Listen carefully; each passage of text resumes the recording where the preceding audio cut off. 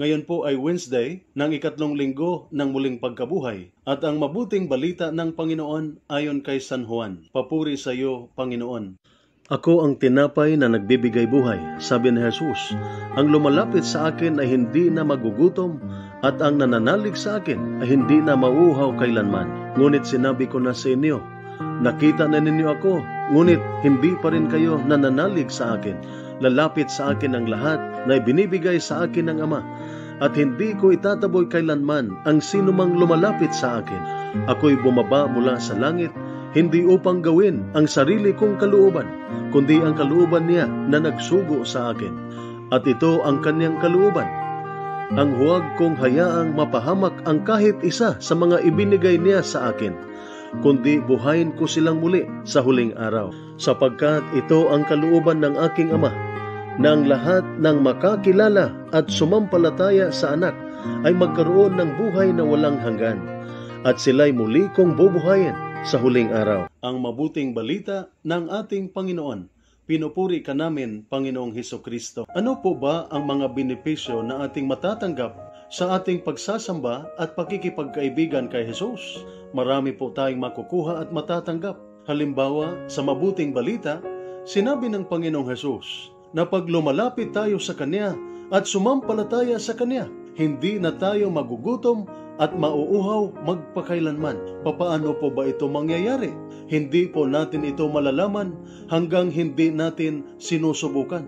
Hindi natin ito maiintindihan hanggang hindi tayo magkaroon ng espesyal at intimate na ugnayan kay Jesus. Marami po sa atin ang hindi po nakaramdam sa impact ni Jesus sa ating buhay, dahil hindi po natin siya siniseryoso. Minsan atin siyang tinatalikuran para sa isang tao o isang bagay. Totoong maraming pagkakataon na tayo ay lumapit sa Kanya na naninikluhod. Ngunit ito ay dahil mayroon tayong kailangan o hinihiling sa Kanya.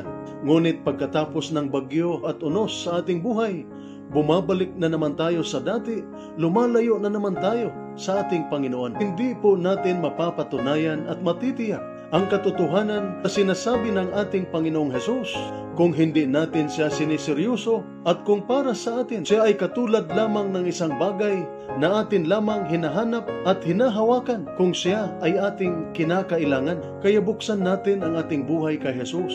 Bigyan natin ang ating Panginoong Jesus ng puwang sa ating puso upang ating maramdaman at maranasan ang katotohanan sa Kanyang sinasabi. Ito po ang salita ng Diyos, ang ating gabay. Let us pray. Lord God, Almighty Father, Creator of mankind and author of peace, those who take refuge in you will be glad and forever will shout for joy.